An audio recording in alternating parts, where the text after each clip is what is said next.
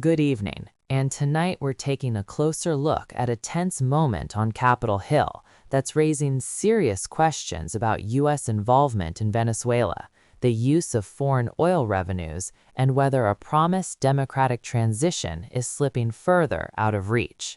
If you value clear, no-nonsense breakdowns of what power is doing behind closed doors, make sure you subscribe to the channel so you don't miss our ongoing coverage.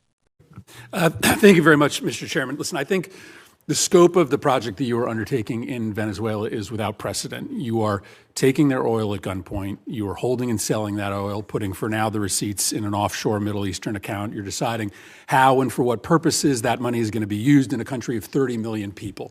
I think a lot of us believe that that is destined for failure. And I know that you're telling us today just to be patient, but a month later, we have no information on a timetable for a democratic transition. Maduro's people are still in charge. Most of the political prisoners are in jail. And by the way, those that have been let out have a gag order on them from the government. The opposition leader is still in exile.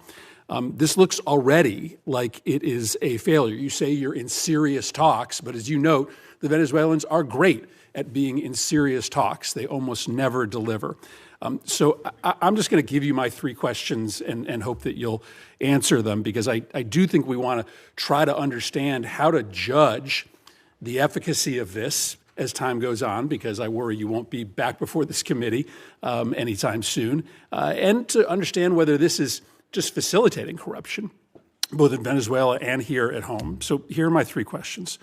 First, reports are that you've given no-bid licenses to two companies to sell Venezuela's oil.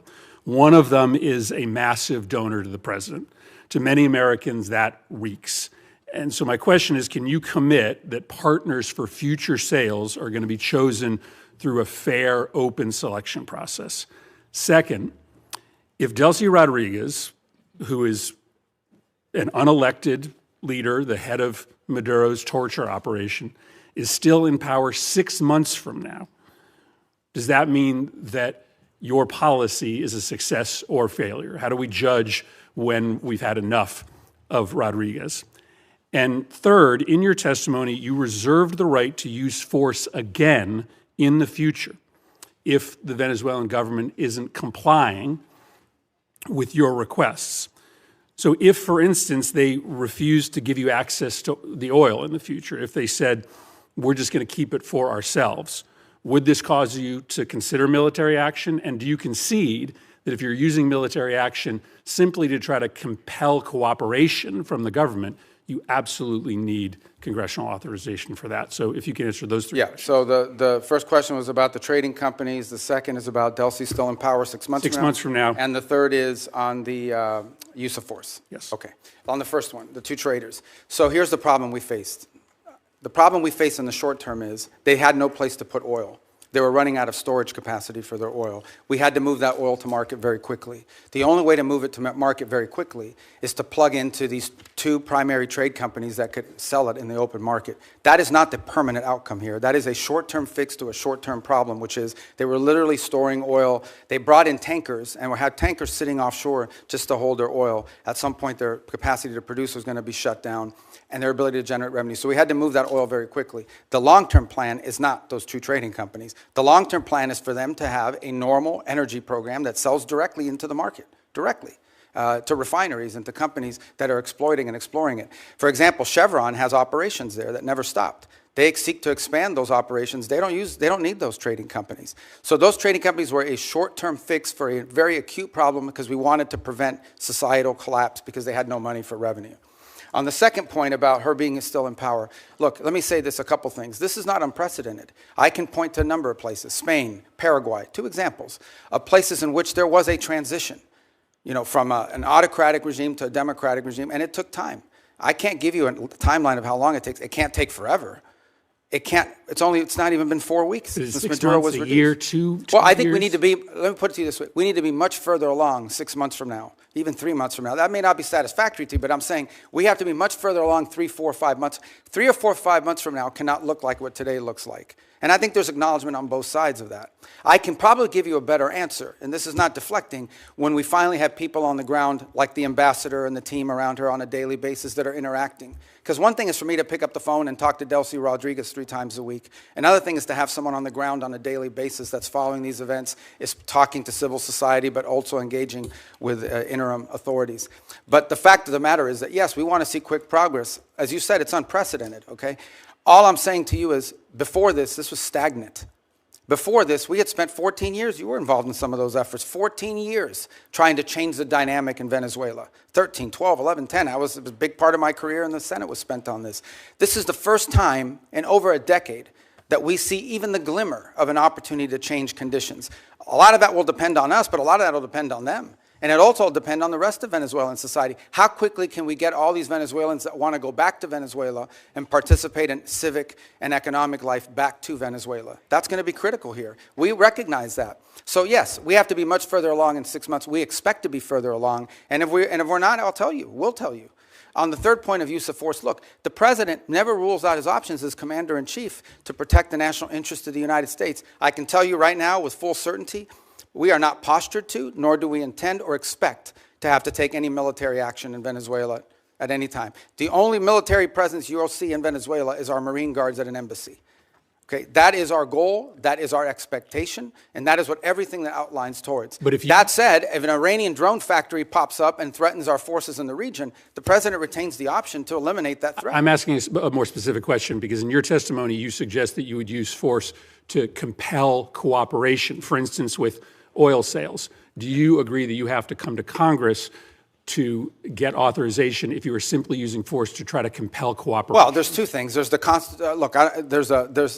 it seems like under the War Powers Act. No, under the War Powers Act, if we're going to be involved in something that's going to put us involved in a sustained way, we have to notify you within 48 hours after the fact, and then if it's going to last longer than 60 days, we have to come to Congress with it. We don't anticipate either of these things having to happen. Everything is moving in a very different trajectory right now. On the other hand, if we tell them we don't want to see drones from Iran, as an example, pointed at the United States or threatening our forces or our presence in the region or our allies' presence in the region, and they refuse to comply with that, the president does reserve the option in self-defense to eliminate that threat. We don't see that, we don't anticipate it, but it could happen. But we hope not. We don't want it to happen. On the contrary, if we had to take military action, it would set us back on all these other things that we're talking about. I can tell you military action is not good for recovery and transition. That's not what we hope to see. It's certainly not our goal here. But a lot of that will depend on them. But I think it would require the emergence of an imminent threat of the kind that we do not anticipate at this time. But that's not, they get a vote on that too. Senator Brasso. During a heated Senate hearing, Senator Marco Rubio delivered a sharp warning about what he described as an unprecedented U.S. operation in Venezuela.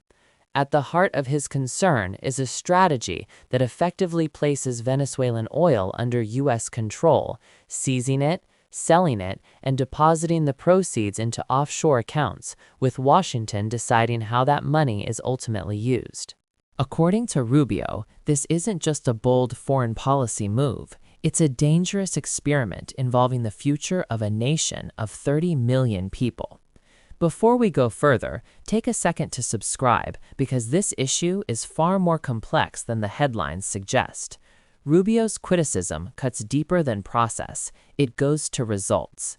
He pointed out that a full month into this effort, there is still no public timetable for a democratic transition. Nicolas Maduro's inner circle remains firmly in charge, political prisoners are largely still behind bars, and those who have been released are reportedly under strict gag orders, unable to speak freely about their experiences. The opposition leader remains in exile. To Rubio, these facts suggest not progress, but stagnation. He argued that Venezuela's government has a long history of engaging in talks that go nowhere, offering dialogue while delivering little to nothing. If you're finding this breakdown helpful, subscribe now. It's the best way to stay informed as this story develops. What makes this exchange especially significant is Rubio's insistence on accountability. He made clear that the committee needs concrete benchmarks to judge whether this strategy is working or quietly failing. Without clear metrics, he warned, the policy risks becoming a cover for corruption, not only inside Venezuela, but potentially within the United States as well. If you want continued coverage that connects these dots, hit subscribe and stay with us.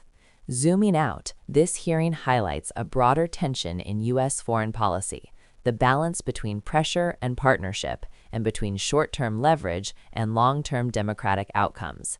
The United States says it is acting on behalf of the Venezuelan people, but Rubio's message was clear: good intentions do not guarantee good results.